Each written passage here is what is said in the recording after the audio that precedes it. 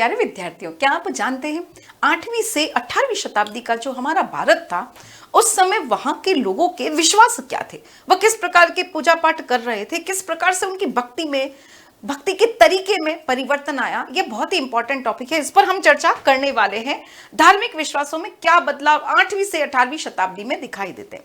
अगर हम शुरुआत का समय देखें, पहले के 1000 साल को देखते हैं, तो हमें भारत में मंदिर, बहुत सारे स्तूप, खूब अलग अलग देवी देवताओं के मंदिर दिखाई देते हैं। स्तूप भी बन चुके हैं, देखो ये मंदिर दिखाई दे रहे हैं, इस तरह के मंदिर भी दिखाई दे रहे हैं। सबसे खास बात जो है यहाँ पर परिवर्तन यह आता है, पुराण जो है लिखे गए। क्वेश्चन पूछते हैं आपको, पुराण कब लिखे गए? प्रथम सहस्त्राब्दी, यानी प्रथम शताब्दी से लेकर 1000 सालों के बीच में पुराण जो है वह लिखे गए हैं। इस समय में धार्मिक विश्वासों का पुनर्निर्माण हो रहा है। अब बात करते हैं, जैसे देखो विष्णु है भगवान। अब अलग अलग भारत में जगह पर जहां जहां पाप हो रहा है, जहां जहां तकलीफें हो रही है, धर्म का विनाश हो रहा है, तो भगवान रूप लेता है। लेकिन उन सारे रूपों को विष्णु का अवतार मान लिया गया, यह समन्वय कर दिया गया। यानी उत्तर भारत में कोई भगवान का रूप जन्म लेते, जैसे अगर हम बात करें मथुरा में वासुदेव श्री कृष्ण जो है उनका जन्म हुआ। अगर दक्षिण भारत में चलते, थोड़ा सा उड़ीसा की तरफ चलते हैं, तो वहां पर जगन्नाथ देवता थे। तो अलग अलग जगह पर अलग अलग भगवान है, लेकिन उन सभी भगवानों को विष्णु का रूप माना गया। शिव की विभिन्न रूपों में पूजा हो रही है, लिंग के रूप में भी हो रही है, मूर्ति के रूप में भी हो रही है, देवी की पूजा दिखाई देती है। तो 8वीं से 18वीं शताब्दी जो यह समय है, यहाँ पर हमें क्या दिखाई देता है, यहाँ पर अब जो पहले जिस प्रकार से पूजा पाठ हो रहे थे वो नहीं हो रहे, थोड़ा सा परिवर्तन दिखाई देता है। चाहे किताबों में देखो, चाहे मूर्तियों में देखो, चाहे मंदिरों में देखो, तो हमें शिव, विष्णु और देवी यह जो है मुख्य रूप से दिखाई देते हैं। जो भी भगवान है उन्हें विष्णु का रूप माना गया है। पूजा प्रणालियों में समन्वय, मध्यकाल में मेन जो बात है, जो समझाने वाली हूं, जो बहुत इंपॉर्टेंट है, 2 प्रकार की नई चीजें दिखाई देती है। जहां प्राचीन भारत में हम देखते हैं कि ब्राह्मणों के द्वारा नीची जाति का बहुत विरोध किया गया। देखो ब्राह्मण ही है जो हमारे धर्म के निर्माता है, उन्हीं के द्वारा वेद लिखे गए, उन्हीं के द्वारा पुराण लिखे गए। लेकिन यह जो प्राचीन भारत था उस समय बहुत भेदभाव हमें दिखाई देता है। पूजा पाठ के जो तरीके थे, उन्हें स्त्रियां जो है वह नहीं पढ़ सकती थी वेदों को, शूद्र जो है वो वेद नहीं पढ़ सकते। लेकिन यहाँ एक बहुत बड़ा चेंज दिखाई देता है, एक बड़ा परिवर्तन इस टाइम पीरियड में दिखाई देता है। वेदों के स्थान पर पुराण जो है वह लिखे गए, रचना हुई, संकलन हुआ, परिरक्षण हुआ। और सबसे खास बात यह है कि शूद्र और महिला इसको पढ़ सकते थे। यह हमारे कल्चर में परिवर्तन दिखाई देता है। और इससे भी बड़ा जो सेकंड परिवर्तन है वह यहाँ पर यह दिखाई देता है कि ब्राह्मणों ने, नीची जाति के जो लोग थे, वो जिस देवता को पूजा कर रहे थे उनको मान्यता प्रदान कर दी, उन्हें संरक्षण दे दिया। जैसे उड़ीसा में लोकल देवता थे, लेकिन उसे जगन्नाथ कह दिया, पूरे विश्व का स्वामी कह दिया, उसे विष्णु का रूप बता दिया। तो इससे भी बढ़कर फर्स्ट में तो पुराण लिखे गए, सरल भाषा में थे और स्त्रियों को पढ़ने की अनुमति दी। लेकिन इससे भी बड़ी बात यह हुई कि शूद्र जो लोग थे, वो जिस प्रकार के भक्त थे, जिसकी भक्ति कर रहे थे, जिस देवता को पूज रहे थे, उसको ब्राह्मणों ने स्वीकार कर लिया, उसको ब्राह्मणों ने मान्यता प्रदान कर दी। और यही नहीं, उसे विष्णु का रूप यानी उसे भी अपने अंदर मिला दिया। यह एक बड़ी बात हमें दिखाई देती है। हम देखते हैं समाजशास्त्री जो है इसका पूरे का अध्ययन करते हैं और वह कहते हैं कि महान और लघु के बीच में अविरल संवाद दिखाई देता है। जगन्नाथ का एग्जाम्पल आपको बुक में जो है वह दिया है। देखो यह उड़ीसा के देवता है, क्या आपको ये विष्णु दिखाई दे रहे? नहीं दिखाई दे रहे। ये लकड़ी से घड़े हुए उड़ीसा के देवता है, इन्हें जगन्नाथ नाम दिया गया और कह दिया यह विष्णु का ही रूप है। इस प्रकार से सभी जगह पर अलग अलग देवता हैं, लेकिन उन्हें विष्णु या शिव का रूप जो है बताया गया। यह उड़ीसा जो है इधर की तरफ और यहाँ पर पूजे जाने वाले देवता है। ठीक इसी प्रकार देखो पहले क्या करते थे, पत्थर होता था, उसको सिंदूर से पोत देते थे। बहुत इंपॉर्टेंट, यहाँ पर काफी बार क्वेश्चन पूछते हैं।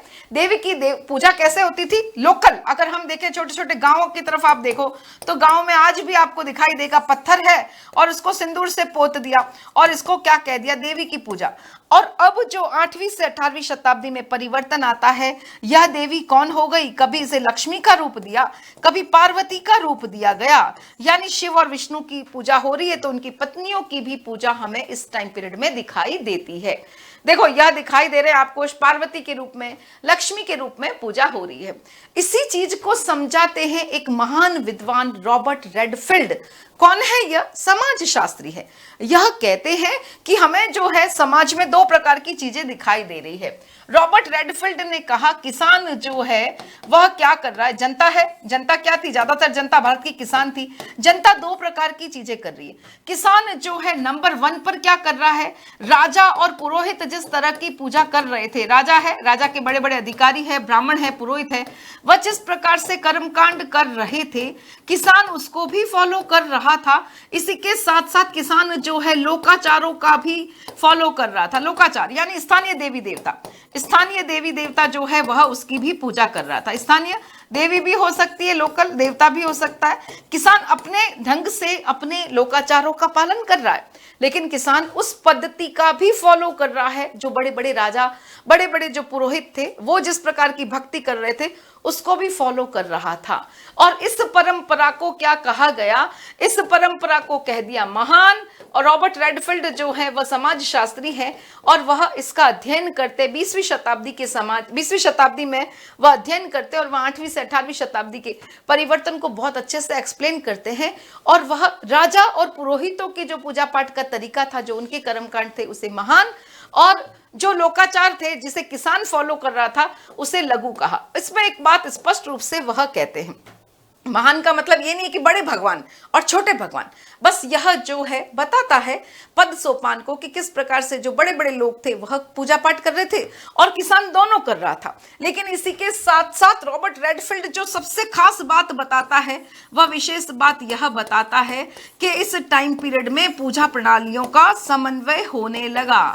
पूजा प्रणालियां जो थी उनका क्या हो गया, उन पूजा प्रणालियों का समन्वय होने लगा, यानी सब मिक्सअप होने लगी। और इसी का उदाहरण है उड़ीसा के अंदर जो देवता थे, जो जगन्नाथ है, उसे क्या कह दिया कि यह तो विष्णु का रूप है, जबकि वह लोकल देवता थे। जगन्नाथ इज इक्वल टू कह दिया विष्णु, पूरे विश्व का स्वामी। और यह अविरल संवाद का ही परिणाम है कि सभी जगह की भक्ति जो थी एक दूसरे के अंदर समा रही थी। न केवल ब्राह्मणों के द्वारा नीची जाति के लोगों के पूजा पाठ को यश कर दिया, बल्कि उसे अपने अंदर भी समा लिया। यह एक बड़ा परिवर्तन है। इसी को ही एक और नाम दिया जाता है गंगा जमुनी बनावट। इसी को ही पूजा प्रणालियों का समन्वय कहा जाता है, जो काफी बार एग्जाम में, आपके बोर्ड एग्जाम में मोस्ट इंपॉर्टेंट टॉपिक है, जिस पर क्वेश्चन पूछते हैं। इसके बारे में अध्ययन किसने करा है? रॉबर्ट रेडफील्ड ने किया। वह कौन से समय के हैं? 20वीं शताब्दी के समाजशास्त्री है। वह हमें क्या बताते हैं? धार्मिक विश्वासों में परिवर्तन के बारे में बताते हैं। प्राचीन भारत में आपने पढ़ा है, इससे पहले के जो चैप्टर है उसमें हम पढ़ते हैं, प्राचीन भारत के अंदर बहुत वर्ण भेद था, वर्ग भेद था, ब्राह्मण, क्षत्रिय, वैश्य, शूद्र। ब्राह्मण जो है वह पूजा पाठ कर सकते थे, बहुत कुछ पवित्र बातें थी जिसको ब्राह्मण ही करते थे। और जो लोग नीची जाति के थे, जो नीचे, जैसे कोई व्यक्ति मर गया है उसकी अंत्येष्टि करते थे, उन्हें चांडाल कह दिया, उनकी शक्ल भी नहीं देखते थे, उनके साथ खाना पीना तो बहुत मुश्किल है, उनकी शक्ल भी नहीं देखते थे। वास्तव में अगर देख भी गया, किसी व्यक्ति ने गलती से चांडाल को देख लिया तो कहते थे पाप हो गया, आंखों को धोना पड़ता था। इस प्रकार से बहुत जबरदस्त भेदभाव था।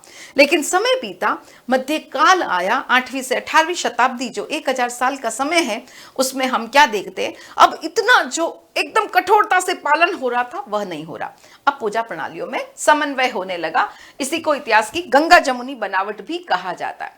देखो, एक बहुत इंपॉर्टेंट बात जो है वह आपको बतानी थी। अभी अर्ली बर्ड ऑफर चल रहा है उत्कर्ष ऑनलाइन ट्यूशन के सभी कोर्सेज पर।